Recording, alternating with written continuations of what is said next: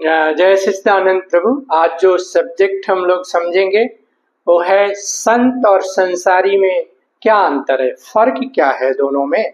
तो हम लोग समझेंगे, पहले संक्षिप्त में समझेंगे, इसके बाद विस्तार में समझेंगे। संत उसे बोलते हैं जिसके संशयों का अंत हो गया है। और संत के बारे में और जानेंगे तो संत क्या करता है, वो अपने स्वभाव को दर्शाता है, क्योंकि वो अपने प्रकृति में जीता है, अपने स्वभाव में जीता है। वो अपने प्रभाव को नहीं दिखाता, अपने सिद्धियों को नहीं दिखाता कि हम ये हैं। वो अपने सरल स्वभाव को ही दर्शाता है, क्योंकि वो अब भ्रम में नहीं जी रहा है। दूसरे तरफ जो है संसारी से अगर हम मिलते हैं तो वो अपने प्रभाव को दिखाता है कि मैं इतने बड़े पोस्ट पर हूँ, मैं मंत्री हूँ, ये मेरे पहचान है। और वो अपने स्वभाव को छुपाता है और अपने प्रभाव को दिखाता है, क्योंकि वो संसार में अभी जी रहा है, अभी भ्रम में जी रहा है। तो वो क्या है, क्योंकि स्वभाव भी उसका अच्छा नहीं है, गंदा है, तो इसलिए वो अपने प्रभाव को ही दिखाता है। अब संत और संसारी को और विस्तार में हम समझते हैं, तो चलते हैं इसको और विस्तार किया जाए कि क्यों ऐसा एक जो है अपने स्वभाव में जी रहा है और दूसरा जो है अपने प्रभाव में जी रहा है, उसका कारण क्या है। तो उसके लिए हम पहले सृष्टि को समझेंगे। तो सृष्टि जो है दो चीजों से बना हुआ है। एक तो है एक ईश्वरकृत जगत है और दूसरी जो है वो मानवकृत संसार है। और सृष्टि जिसका सृजन किया गया है, इसका सृजन दो चीज से हम समझे।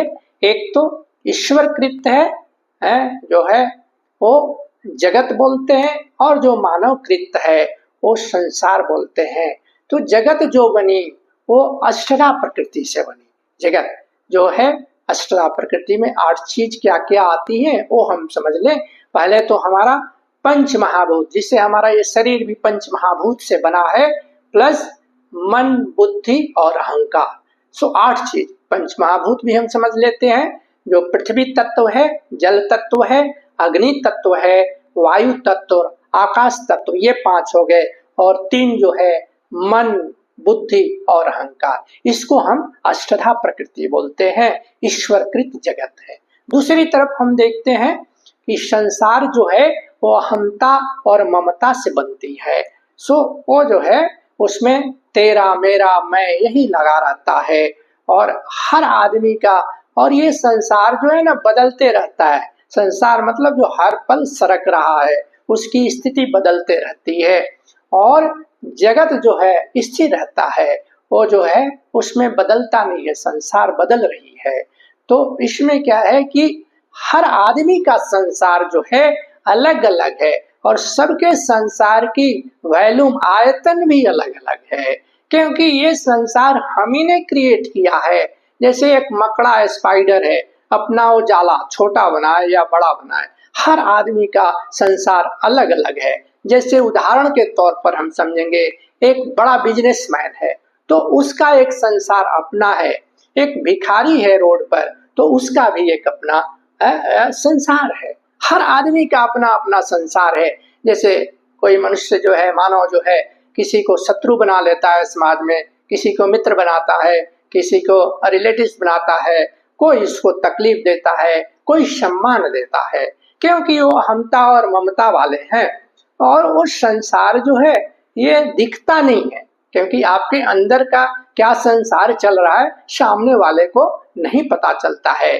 जबकि जगत दिखता है, अष्टधा प्रकृति, जैसे हिमालय पर्वत है, ये है, गंगा है, समंदर है, ये सब दिखता है, जगत है। तो हर आदमी का जो है जो अलग अलग है संसार। तो अभी जो संत जो है वो अष्टधा प्रकृति में जीते हैं, जगत में जीते हैं, वो संसार में नहीं जी रहे हैं, क्योंकि वो अहमता और ममता अभी निकल गई है, क्योंकि वो अपने स्वभाव में जी रहे हैं। इसलिए वो भ्रम में नहीं जी रहे, क्योंकि उनके संशयों का अंत हो गया। दूसरे तरफ जो संसारी है वो अहंता और ममता के चलते वो जो है भ्रम में जी रहा है, और जब तक भ्रम का भंजन नहीं होगा वो उसी तौर पर जीवन को जिएगा, अपने अपने संसार को लेकर। तो हम परमात्मा कृत, ईश्वर कृत संसार जो है, जगत है, वो हमें तकलीफ नहीं देती है। हमने ही अपना वो संसार क्रिएट किया है, वही हमें सुख देता है, दुख देता है, और हम लोग दोषारोपण करते हैं परमात्मा पर कि अच्छे लोगों को ही कष्ट होता है, ये होता है, बुरे लोग आगे बढ़ रहे हैं, मतलब नकारात्मक सोच। क्योंकि संसार तो स्वयं आदमी क्रिएट कर रहा है और दोषारोपण दूसरे पर या परमात्मा पर भी लगा देगा, ना समझ है अभी वो। तो यही प्रभु कारण वही है मूल मंत्र कि क्यों संत जो है अपने स्वभाव में जीता है और संसारी अपने अहमता और ममता के कारण, मेरा और तेरा के कारण वो प्रभाव में जीता है, क्योंकि उसके अंदर एम्प्टीनेस है, खालीपन है, भरा हुआ नहीं है। सो प्रभु मैंने कोशिश किया है इसको लेकर, संत संसारी, फिर सृष्टि, फिर जगत, और जगत और संसार, ये सब में क्या अंतर है और क्या कारण है कि संत स्वभाव में जी रहा है और संसारी प्रभाव में जी रहा है। अब मैं अपने वाणी को विराम दूंगा इस समय, और आप लोगों को वीडियो अच्छा लगता है तो प्रभु सब्सक्राइब कीजिए, और दूसरी चीज कमेंट बॉक्स में जरूर दीजिए कि वन में ये कम्युनिकेशन न रहे, क्योंकि मैं सबके कमेंट बॉक्स में जो आता है मैं जरूर जवाब देता हूं, तो उसको आप लोग कीजिए। और जो मेरा अंतिम जो स्लोगन रहता है कि हम होश पूर्वक जिए, उसके लिए ध्यान और शाकाहार जगत से हम अपनाए जीवन में, और धरती को स्वर्ग बनाए। और बहुत सरल जो है आनापानसति ध्यान है, उससे हम जुड़े। ये मेरी अनुभव है प्रभु। सबका भोजन और भजन सबका अलग अलग है, तो आप अपना चुनाव कीजिए, अपने स्वभाव को देखकर, अपनी स्थिति को देखकर। जय सच्चिदानंद।